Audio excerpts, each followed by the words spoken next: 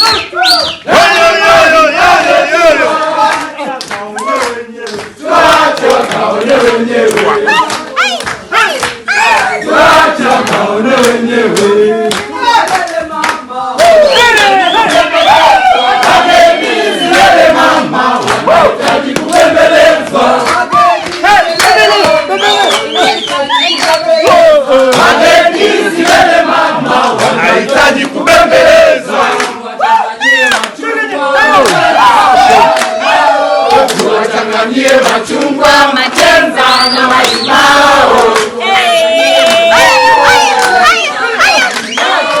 Tuwachanganyie machungwa, machenza na malimao.